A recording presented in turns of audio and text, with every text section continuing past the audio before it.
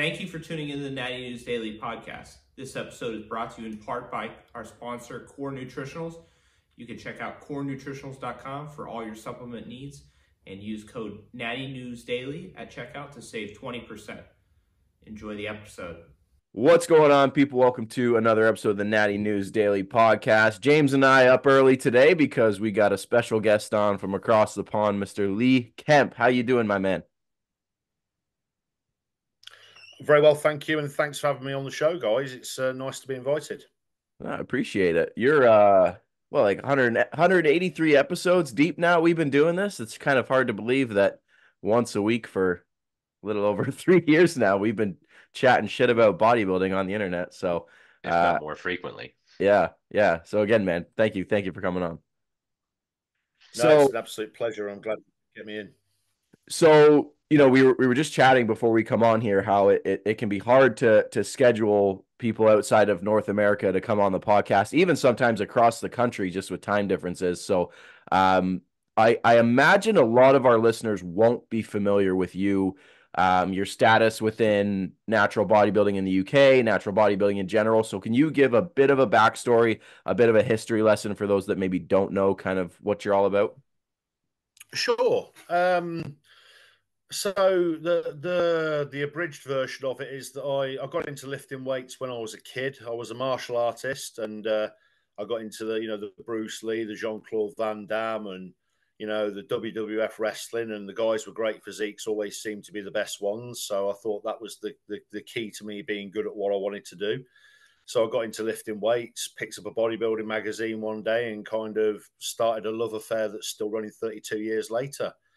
I competed in bodybuilding from between the ages of 16 and 21, won 2 UK national titles in the teenage division, which, they're only teenage titles. I'm not claiming to be one of the all-time greats. And then, believe it or not, when I was 18 years old, I got set a little bit of a challenge by a show promoter to basically his exact words were, if you think you could do a better job, then you're very welcome.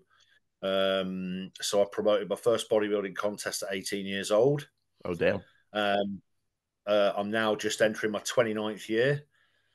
Since 2004, I've been a serving police officer here in the UK. So I've focused specifically on natural drug-tested bodybuilding because it fits in with my general life ethos and what I'm encouraging people to do in life. Yep. And in 2011, we founded the UKDFBA because I just thought that natural bodybuilding in the UK needed a little bit of a different direction to the ones that we had. And we're about to enter our 14th season. 14 solid seasons because we kept going through the pandemic and we ran in 2020. Yeah. 29 years in the game, and 14 seasons running the governing body with the help of a lot of other people.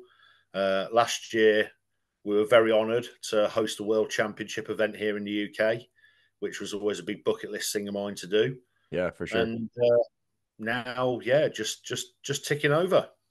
That's awesome. So with the UKDFBA, since I've been following you guys, and by you guys, I mean yourself, AJ, Ben, kind of the main boys over there that I'm familiar with. I know the UKDFBA has gone through different places within natural bodybuilding, different affiliates and that kind of stuff. We don't need to go into like deep details, but can you kind of describe what is kind of waved you through working with different organizations? Has it been like a vision standpoint, a personality differences, and kind of where you like ultimately want to go? Because like you said at the very beginning, you have kind of a vision and like an ethos for what the UKDFBA should be representing. What is looked like? For me, natural bodybuilding in general is about ethics. Okay. About the ethics of not encouraging drug use. It's about guiding people through the options that are available. When I was a competitive athlete, my first 3 seasons were done completely naturally. And there wasn't a lot of natural bodybuilding in the UK at the time. So being young and naive, I actually went down the path of dabbling in performance enhancing drugs myself because there was, when in Rome, you do as the Romans do. Yep. Wasn't something that I wanted to continue doing, wasn't something I was comfortable with. So I stuck with the natural sort of stuff after that. And then 2011, we founded the UKDFBA because the governing body that we were with at the time, as I was a vice president in a national governing body here, drug testing was my wheelhouse. That was my speciality. We were with WADA. You know, everything was being done Olympic standard. And then the governing body that we were with wasn't offering us a great deal. We got offered an alternative by some ex WNBF pro guys in the UK that were still competing with the WNBF to maybe go try them out. I went. That was under the original WNBF ownership of Chalo, Charlie Carollo, Rich Fitter, you know, the OGs, Nancy Andrews, and loved it. But the governing body that I was part of at the time didn't want to branch out into the States. So that's why we set up on our own. Right. One contest, 48 competitors, you know, generated enough money to pay for one athlete to go to the Worlds. And very important, not a lot of people know this, the UKDFBA since day one has been a non-profit making venture. I'm very sensitive to the implications of having a second income because of being a police officer. So in the UK, it's a bit of a minefield. So I've run it non-profit from day one, and all of the money it generates goes back to sponsor the athletes to go compete abroad. Nice. I think that knowledge itself is huge to know, because we know a lot of the federations are not run that way, whether or not they're doing it for the reasons you are or what have you. But I think just the idea of this governing body being a nonprofit, I think is a great idea. Thank you. Yeah. I mean, a little bit of trivia, and I was talking about this with Amy, my wife, the other day. The house that I'm sitting in now, my house, you know, I pay a mortgage on this house every month, pretty much the same as everybody else does. In the 13 years that we've run so far, if I'd have kept the money that the UKDFBA had generated, I could have paid for this house in cash. Crazy. So we're talking significant amounts of donations to sponsoring athletes, charity events. I've got a picture on the wall behind me. This is from the Worlds in 18. Ben Howard's up there after his Pro Worlds win. Mark Oakes, my VP. The young AJ Morris is up there. Some real great people on that team that year. And most of all, the gentleman up in the corner, Oliver Perry, a multiple-time world and national champion who actually lost his life not long after that. And we've been raising money in the last few years for the charity that supports the factors around his death. That's why we've always done it. We've always done it for the love of the sport, not for money, not for anything else. And it's cool. It still works that way. It's still fine. I don't have to stress about it because it doesn't pay my living. Yeah. I don't care if I upset a couple of people by telling the truth, because I don't have that customer relations issue that a lot of people tell lies and tell people what they need to hear because they want their money. I don't want people's money. I want to be surrounded with people who want to be part of it because they love it. So, and that sort of segues very nicely into the change of governing body, which happened 3 years ago. Yep. Ethically, and again, I will say nothing that isn't the truth, because I don't want to get sued and I don't want to lose my job. I can't lie in public. I'm a police officer. So ethically, there was a lot of stuff that started happening, and there'd been a change of ownership. The culture had changed, the sport had changed, and there was a lot of stuff going on that I physically could not do. I was being asked to break the law. I was being asked to break the law of the United Kingdom in order to remain an affiliate of the WNBF, so I left. It wasn't something that I was willing to do. I was being asked to breach tax law. I was being asked to breach immigration law. And I was also being asked to become a franchise of the WNBF, which means we wouldn't have even owned our own governing body anymore. And those three factors alone would have left me at great jeopardy professionally. So I left. Right. There are rumors going around that I was kicked out. There are rumors going around that other stuff was going on, but that's the simple truth. And I've got it all in writing, saved in the archives in case anybody ever challenges me. So from there, we looked around. We wanted strong competition. We wanted a strong governing body to be part of, where our athletes could be challenged at amateur and pro level. And the only real option, and honestly, looking back now, should have done it 10 years earlier, was the INBA, PNBA, because in Europe in particular, the standard is absolutely frightening. The structure of the organisation is legal, above board, ethical, and everybody's I get that there's a big culture difference between the way bodybuilding is in the US and the way bodybuilding is outside the US. And without any disrespect to the North American setup, we've kind of taken it for gospel that the Americans get it right. But I'm going to be bluntly honest, and Yeah. You can be very honest. James is American, so he can agree. I am very honest and very blunt myself about that. Yep.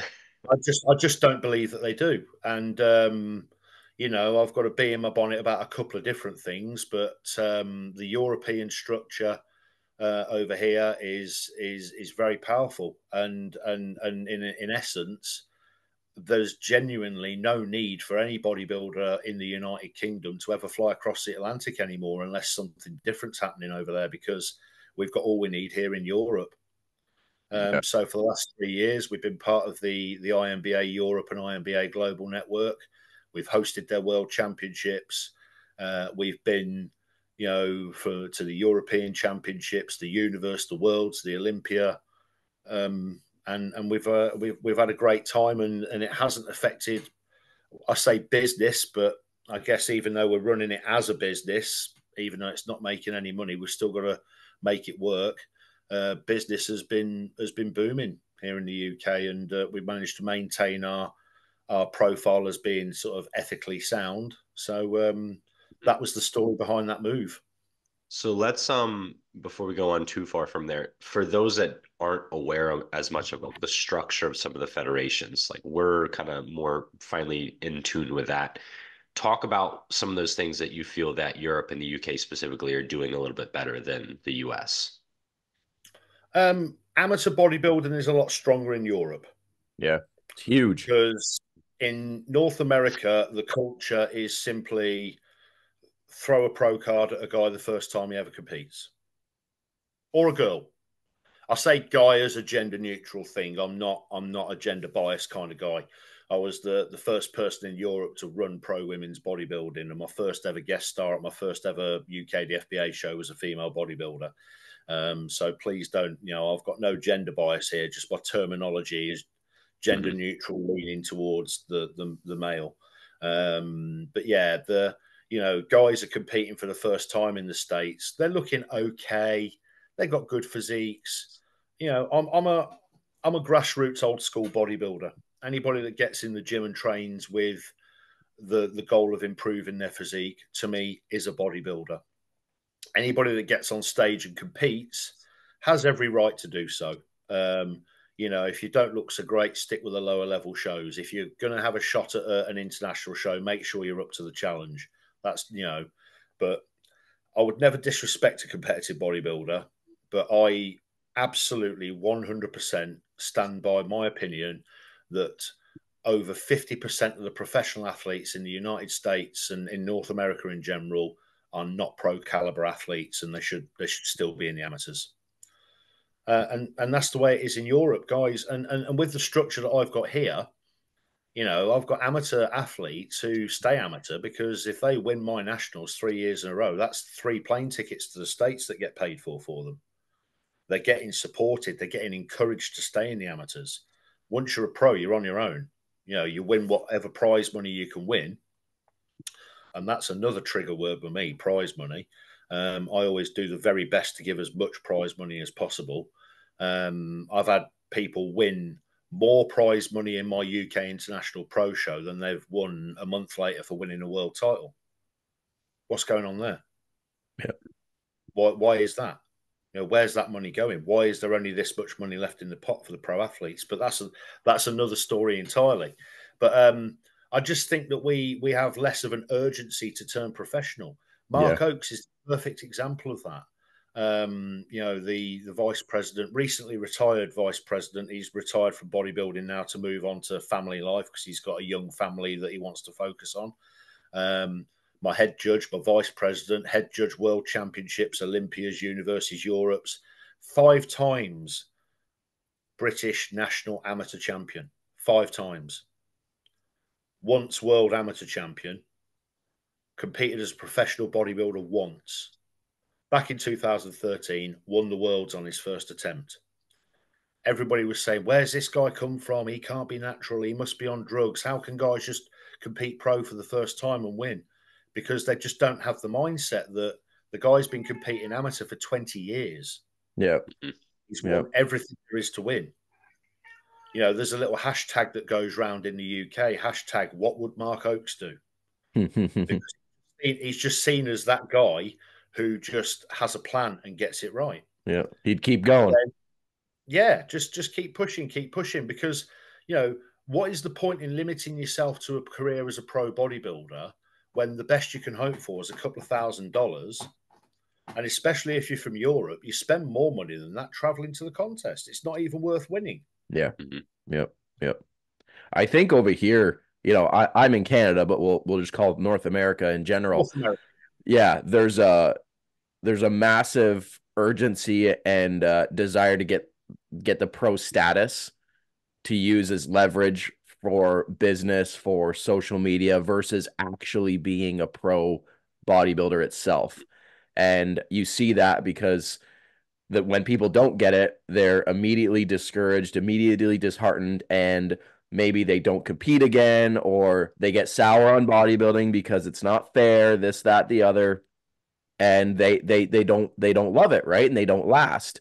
Whereas, like you said over there, it's more of a pure bodybuilding passion, like for the love of the game, we'll call it, where it's like, you know what, if this challenge of turning pro takes me a decade, well, I'm gonna do the work regardless.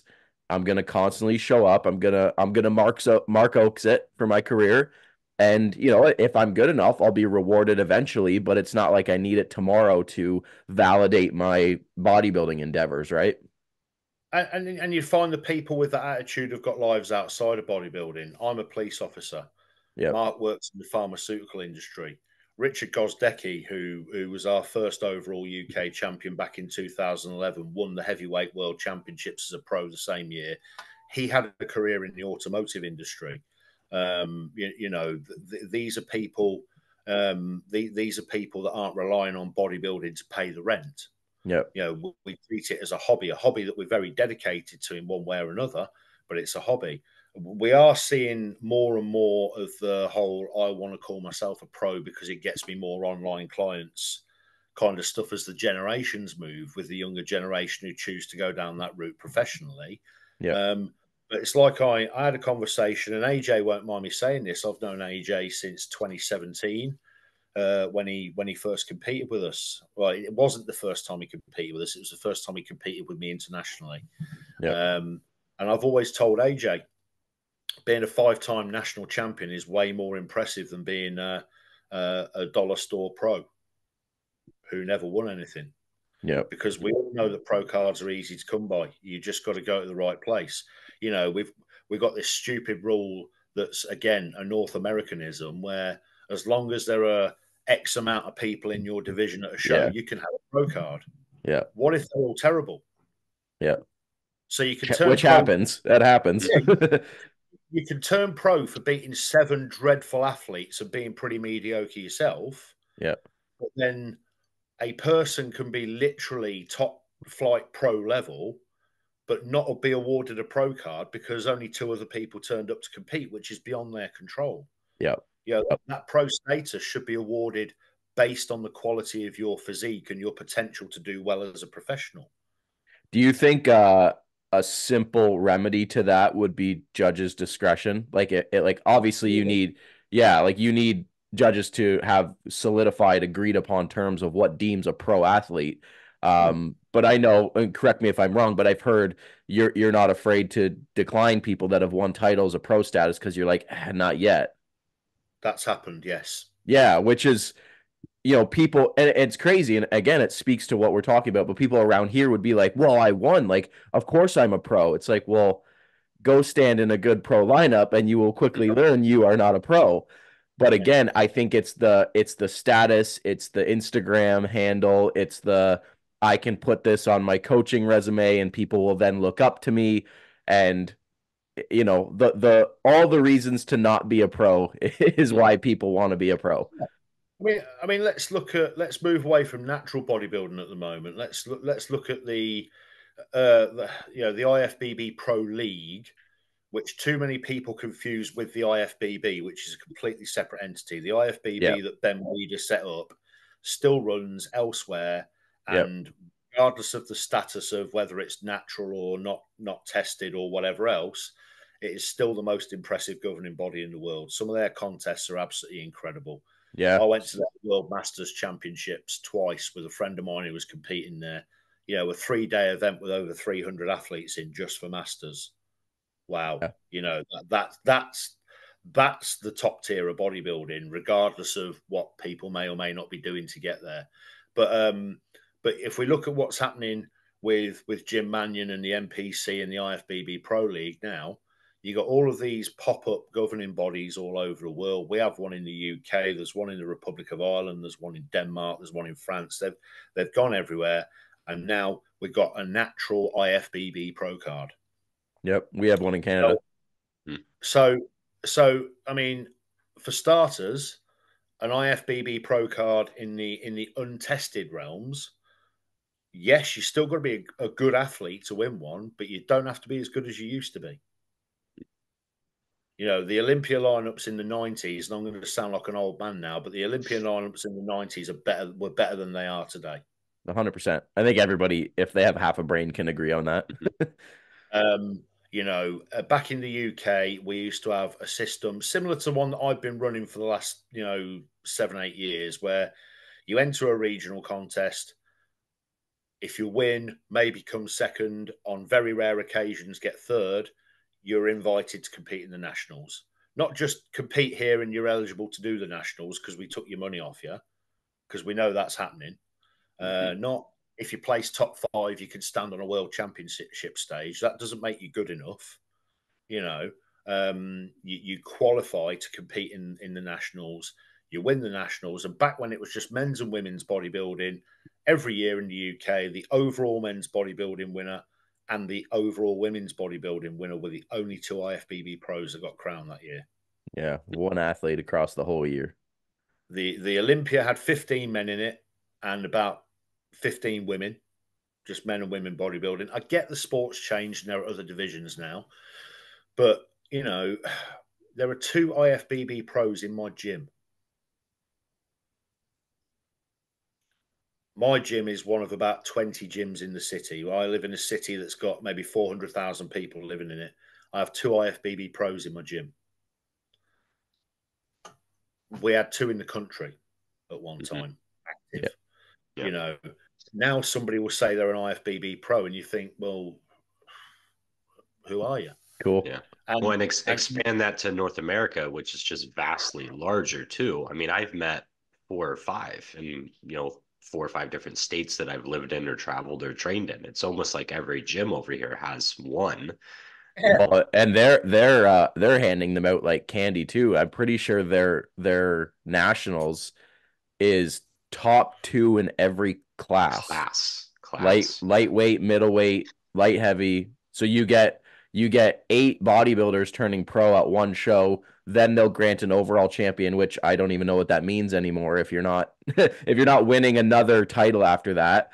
So you have every division, every class, bikini, short, medium, tall, men's physique, short, medium, tall, classic physique, A, B, C, D, E, F, G, 2 pro card, 2 pro card, 2 pro card. I think it was 46 pro cards at one show. I feel like I remember posting that. It's crazy. So it means nothing. Well, it does mean something. It means nothing to the sport and it means nothing to the athletes. However, we all know what the stitch is here, don't we? Because say if you're a pro natural bodybuilder, because I know the numbers in that game. You pay, I don't know, $90 to be an amateur member of a governing body, but you pay $200 to be a pro. And with the IFBB, what is it? $350, $400 a year to renew your pro card. Well, I mean, it's a no-brainer, isn't it? It's a money-making scheme. I mean, if I were to tell you that in the United Kingdom to join the UKDFBA and enter a regional contest, qualify for the finals, and enter the national championships will cost you a total of less than $100. What? we have classes over here to register per class is $250. Because we don't do it for the money. We don't need the money. I have to charge people money because we've got a lot of stuff to pay for. We have some nice awards to pay for. We have, a lot of people that come and give their time for free that I need to buy lunch for. We have, we have drug testing to pay for, and we're paying for the good stuff as well. We're paying for the WADA standard, proper drug testing, not your $50 pre-employment tests that just tell you if you're taking 3 different things, which again is happening a lot in the States, and it's happening with people that you wouldn't expect it to be happening with. But yeah, so the expenses behind running contests and making sure we got the platform for people is the only reason we need money in the first place. Yeah. My eventual dream in the utopian world would be that everybody could enter for free and everybody could come and watch for free. I'd love to put a huge bodybuilding contest on in the United Kingdom where I didn't have to charge people to pay for a ticket, and I could put 5,000 people inside a venue to see what a beautiful pursuit that we're part of. Yeah. But when you have people charging $200-300 to enter a contest for you to get looked at once, put to the back of the stage, and don't even get to pose because you're not in the top 5, I genuinely don't know how these people get to look at themselves in the mirror without feeling ashamed of themselves. Yeah. And now we're gonna have the whole world and the USA. If we look at what's happening in the USA in particular with the NPC, everybody seems to be under the grasp of the NPC in America, and I can see it happening to a lot of natural athletes who are going to think, "Hey, I'm going to be in the Olympia." And there are just going to be several, by the end of 2024, there will be several hundred useless IFBB professional cards given to natural athletes that, what they're going to do. I've got a huge amount of respect and I'm a massive fan of Kendall. Like him, nice guy, amazing physique. And I think it's an amazing achievement that he's got IFBB pro status. He made it to the Arnold, flying the flag for what we're doing, great ambassador for what we're doing. And I don't sort of discount the achievement that he's made. Here we go. This fella. He'll be an IFBB pro before he's 10. I'm on daddy duty for a little bit, but we'll keep her quiet. Worries. It's the most important job of all. And a lot of bodybuilders forget that, don't we? Family, work, life, marriage, these things are all more important than a pro card that doesn't mean anything. But yeah, I mean, there aren't many Kendalls. No. All these other people Kendall could get on that stage and hold his own. I believe Kiyoshi Moody is now an IFBB pro. Martin Daniels turned pro. Cleveland Thomas turned pro, with IFBB Pro League. I believe, as far as I know, they all did so without turning over to performance-enhancing drugs. So that's great. But what about guys like you and me? What about guys like, your average ham and egg that does it because they love it? Somewhere along the line, they're going to get an IFBB Pro card and they're going to have nowhere to go. Because if you go to, one of the open, non-tested IFBB Pro League shows, you're going to get your ass kicked. And if they start running natural pro shows, which they are, but why they're doing that? They're pointing the finger straight at their own product, saying those guys are drugs. Yeah, and drugs are, performance enhancing drugs are illegal in the United States of America. People are going to prison for possessing that stuff. Yeah, we have a softer line on it in the UK where we don't prosecute people for personal use. Right. But, we know that a lot of the money that's going into non-tested bodybuilding is because of the sale and the trafficking of those things. So they're now going to shoot themselves completely in the foot and destroy their own business by pointing the finger at what they're doing, saying those guys are druggies. I had a call last year from a guy that runs an exhibition here in the UK. Great guy. I like him a lot. Think he's a good businessman. I like what he's doing. But he asked me if I would go and hold one of my events at his expo. I said, how's it going to work? They said, well, on the Saturday, we're going to have this show in. And on the Sunday, we're going to have you in. And I said, you haven't thought this through, have you? Because on the Saturday, you're going to parade around a bunch of guys on stage that are double the size of the guys they're going to see on Yeah. Sunday. My guys are competing under a drug-free banner. You've just pointed the finger at everybody that got on your stage and paid you money on Saturday and accused them of being on drugs. Don't do it. Terrible business idea. Yep. Yep. You know, the two sides of the sport don't mix. It's an interesting like topic, you know what I mean? That people forget that steroids are illegal and they're bad for you. Illegal. Yeah, and you know, it's just within bodybuilding, it's just looked at like, oh, they're just enhanced. It's like, oh, they use enhanced to cushion the blow a little bit, but it's such a weird thing that in any other sport, any other physical endeavor, it's trashed, it's looked down upon. But in this weird thing we do called bodybuilding, people just turn a blind eye and be like, oh, he's just enhanced. It's no big deal. No. You got kids on social media talking Oh, about what drugs they're terrible. using. You know, you had the show American Gladiators, didn't you? Yep. Yeah. We had the spin-off of that over in the UK, Gladiators. And it's just been rebooted for like the third time in the UK. Yeah, I And of saw course, a few people on that. we live in a world of social media where nobody has any secrets anymore. So the tabloid newspapers in the United Kingdom have absolutely lambasted a fella who was an IFBB Pro League bodybuilder in the UK, was all over Instagram telling people about what drugs he was using, what he was doing to get ready for a contest. Now he's a TV celebrity on a show aimed at kids and superheroes and stuff like that. The papers have just gone back over his Instagram and said, yeah, you showed us a needle that day, you showed us pills that day, you talked about drugs that day. Yeah. You know, I think I know who you're talking about. Yeah, and you know, it's no slight on the guy himself. He's a lovely man. I've met him, and he's a really nice guy. But he fell victim to being part of the bodybuilding culture without looking into his future. Yeah. I had little known skeleton in my closet. I used to be a professional wrestler. Hey, me too. Did you? Yeah. Awesome. Well, I pro wrestled for a number of years in the UK, and a lot of the guys that I used to work on the circuit with, when WWE came to the UK and Europe, they ended up with contracts. Right. You know, on the WWE UK, a couple of guys ended up on the 205 Live. Oh, cool. You know, and guys that I'd worked shows with, and guys that I knew socially as well. And there was one guy in particular that got offered a WWE contract. That was it. He was great. He was a big guy, had the body, great worker, handsome guy. You know, the crowd loved him. We were all so happy for him because we thought, you know, you're going to do something with this. Yeah. Then they checked his social media. Game over. And now he's back on the fairgrounds working for $50 a night. Yeah. You know, people are too blasé. They think that this little bodybuilding bubble that they live in is going to last forever, and it's not.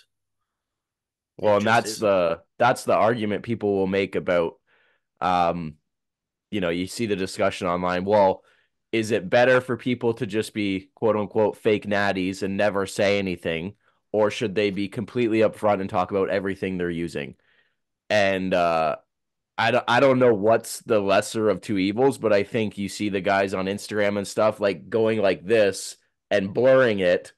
I don't think that's a good idea either. Well, I mean,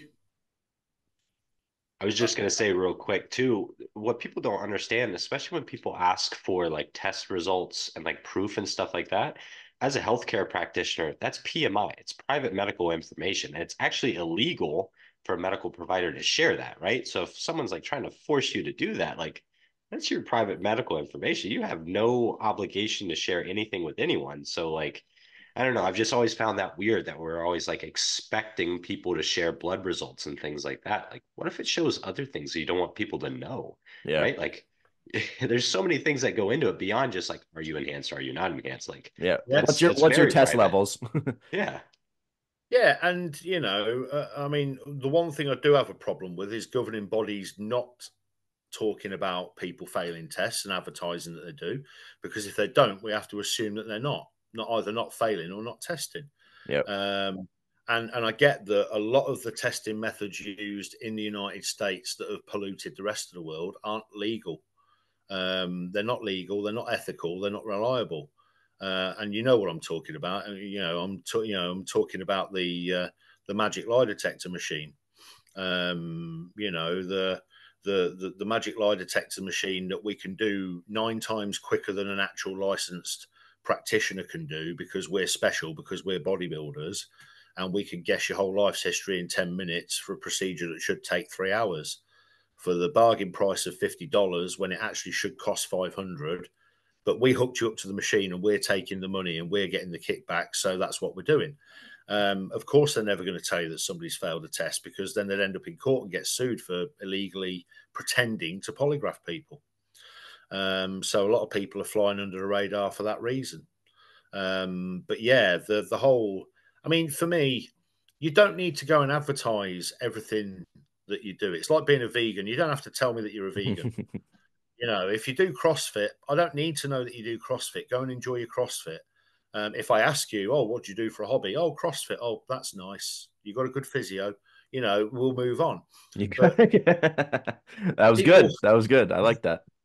people don't, people don't need to validate themselves by claiming to be naturally trained or otherwise.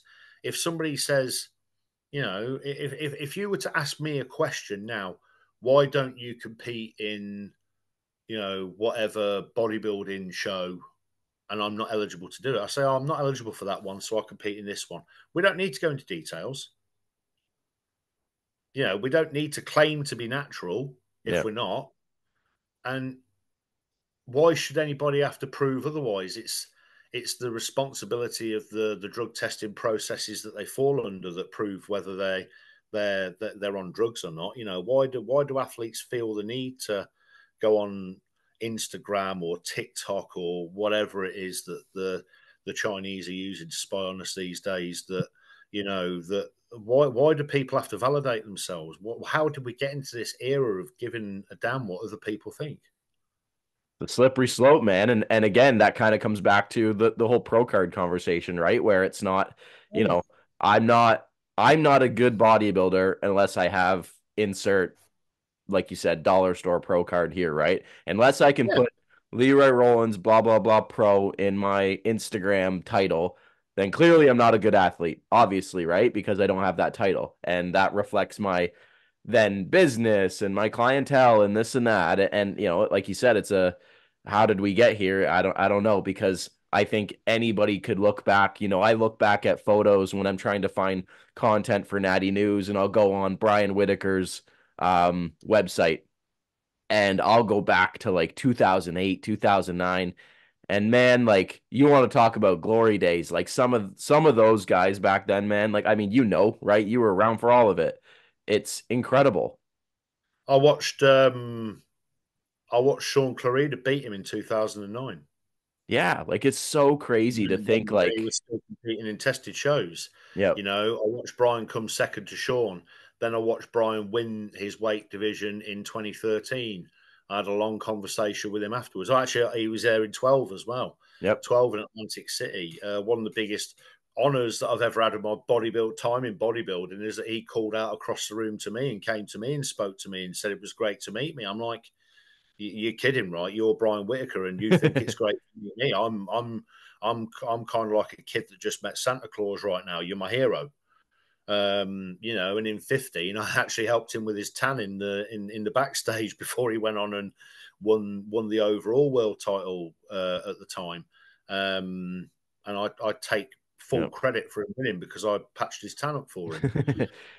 He's someone I reference a lot because, like you mentioned earlier, like, a lot of the greats have life outside bodybuilding. He had full-time employment, he had a family, he had kids, he had, I imagine, other things to do outside of just work out and post about it all day, every day. So I think, yeah, I think it's a glory days that I try to tap into myself sometimes because I think it's a better way. I truly do. I think it's just better. I just think culture has changed, and young people, and I know it makes me. I mean, I'm 46 years old, 47 this year, and I first, bought a bodybuilding magazine at 13 years old. First stepped on stage at 16. First promoted a show at 18. So I've been here for a while, and I'm kind of starting to sound like the grumpy old man now. Which I try not to, because I still passionately love bodybuilding with all my heart. But I just look at people now and say, just slow down a little, Yeah. Yeah. Let bodybuilding be what you do. Don't let it be who you are. Yeah. Yeah. That's good. Be something else outside. I've been offered jobs in the fitness industry before. People have asked me to, coach them for money because, again, one of the worst kept secrets in bodybuilding is that I've coached Ben Howard since he was 17 years old. Good job. Never for money. Never. We've never overcomplicated anything. I'm just very, very lucky to have found somebody that is interested in keeping things simple and focusing on the rest of his life. Yep. And we did okay. I had a little hand in helping Rich Gozdecki when he used to compete. I've helped Damien Lees with his competitive efforts. I've known Damien for 30 years. We stepped on stage together in that first bodybuilding contest I competed in when we were 16. Wow. So I've had some input into some guys who've ended up winning pro cards, ended up winning world titles. There's a half a dozen others that I don't talk out too loudly about, because obviously they compete in shows that I'm involved in, and I don't want people to know that I've had a hand in helping them, because if they win, I want them to take the credit for that. I don't want people to think it's because of me. Yeah. One of the most difficult situations I ever had was when Ben and Damien competed against each other at the World Championships in 18. Yeah. I got a couple of the guys that I knew, and I said, you put Ben's Dream Tan on, you put Damien's Dream Tan on. I'm going to sit in the audience, because I don't want to touch either of these guys, because I don't want one of them beating the other and then thinking I was something to do with it, or I had a favourite friend. Yep. Yep. But then it goes back to ethics. It goes back to doing the right thing and being honest. And if you do that, people will never be able to question you. But yeah, the younger people that are involved in the sport now, and it's a depressing time to live in. Employment's hard to come by. The material things in life are easier gained by, I mean, I know people who are on OnlyFans for a couple of hours a week who live in bigger houses than me. I work a 50-hour week as a police sergeant, and I don't have as much money as people who never leave the house because they're an online coach. Yeah. And I'm not saying it's an easy job being an online coach, but it's a damn sight easier than having petrol bombs thrown at you, which has happened to me on a number of occasions. So we live in this instant society now where people just want more quicker, and you can't begrudge people that, because they're getting what they want. But yeah, long term, we've all got to think about the future. We've all got to think about the future.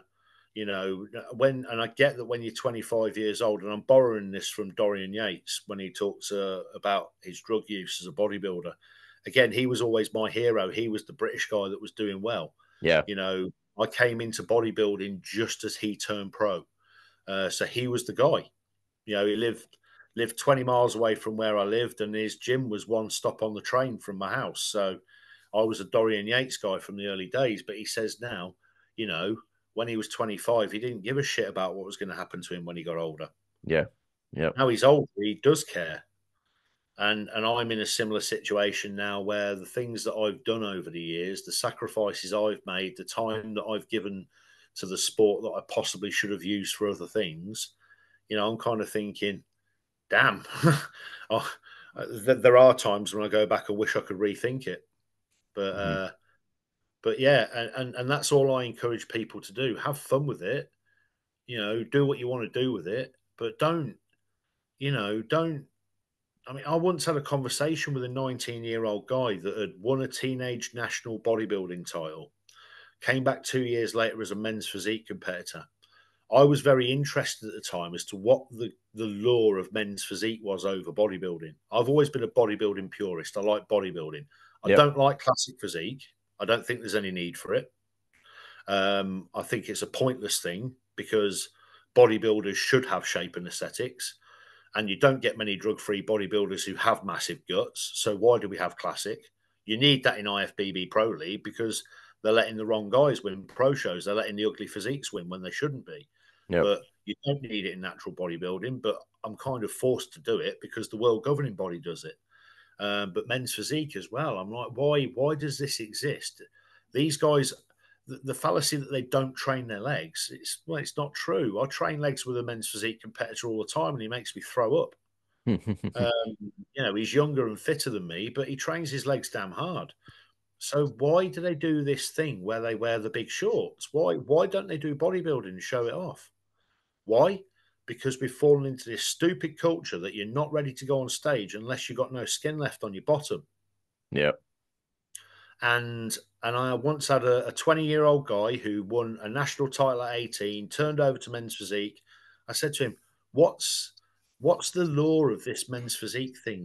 Why is this more attractive than bodybuilding? And he told me at 18 years old, he had to diet so hard to put striations in his bottom that he suffered with erectile dysfunction for 6 months. Mm-hmm.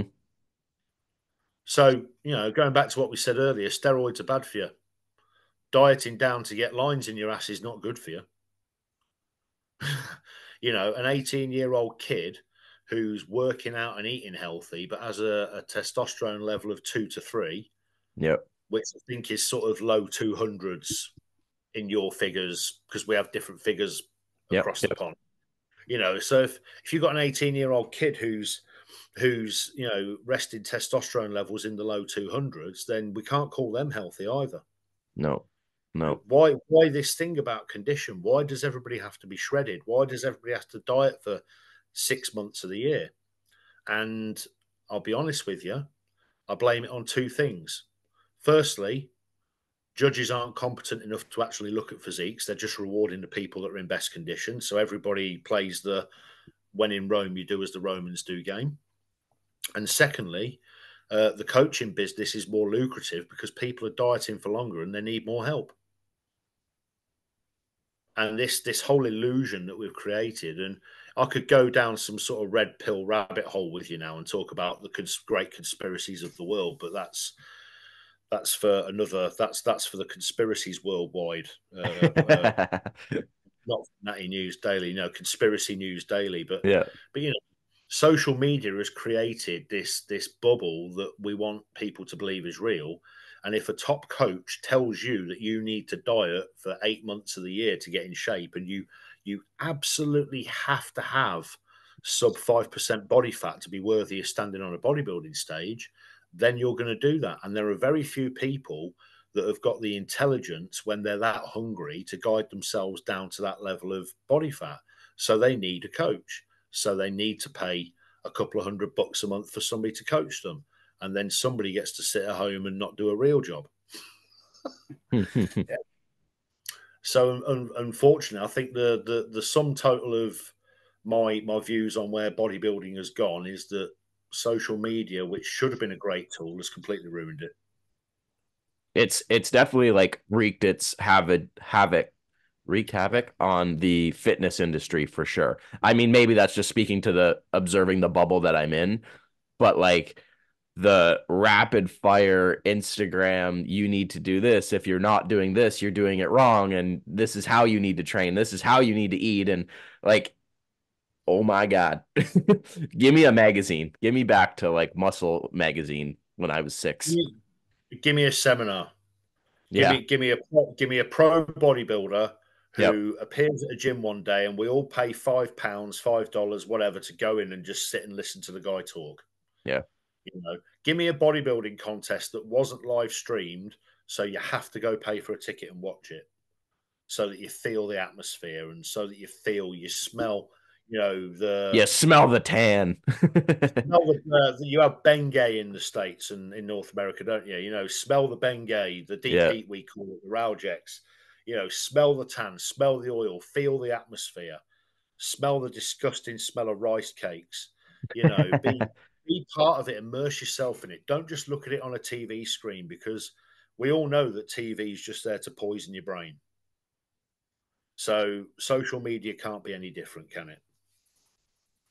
Not to be on too It's, much, not to be on too much of a tangent, but just that smell. Like if people haven't been to a show, like there's a very distinct, like yeah, backstage smell that brings a smile to my face every time. Like at our show, Leroy, like you Yeah. walk back there and you're like, there's the You're tan, like, there's a this is little bit it. of sweat, there's Put some me on rice stage. cakes. I'll Like, guess I'm pose ready. off season. Yeah, yeah. I love it. yeah, and even now, every time I go to a bodybuilding contest, be it one of the ones that I've promoted myself, whether it be an international event that I'm judging or officiating at, or there's a couple of smaller events in this country that friends of mine run that I still go and support them with. You know, I haven't stepped on a bodybuilding stage since October 1998. And every time I walk out of a bodybuilding contest, I want to start dieting. Yep. Because there's just something about being there in person that just touches you in a place that, you know, and I believe the people that love the sport and are going to love it forever are the people that have had that sort Yep. of seed inside them. And I Yep. feel so sorry for these people now that, you know, all they know about bodybuilding is what they see on Instagram. It's not real life. It's not the real sport, you know. And I say sport in inverted commas because, you know, we like to think of it as a sport, but we don't treat it as a sport. Yep. You know, the participants call themselves athletes, but they don't behave like athletes. You know, They're like reality stars. yeah, yeah, pretty much. I mean, I've come from real world sports. I've played rugby football. Still play it once a year now and regret it instantly. You know, I've boxed, I've done MMA, I've done judo, I've done amateur wrestling, you know, competitive field athletics. And in every single sport that I've ever competed in, there's a set of rules that you have to adhere to. If you don't adhere to the rules, you're not playing the sport. There's a time to turn up and compete. And if you don't turn up and compete at that time, then you're not competing. Yet, for some reason, in bodybuilding, people think that, you know, I have people, oh, yeah, I'm not going to be able to come to the contest registration because I've got my makeup appointment at that time. Well, enjoy your makeup. You know, go uptown, go to a bar and show everybody how pretty you look, because this is the bodybuilding contest here. Yeah. You know, or oh, you know, oh yeah, I need to, you know, oh yeah, it's a long journey. I don't want to get there so early. Can I just come later on? And no, what's you want this to be a sport. You want to be treated like an athlete. So treat it like a sport and behave like an athlete. And that'll be the first person to put pro in their Instagram bio. Ah, probably, yeah, yeah.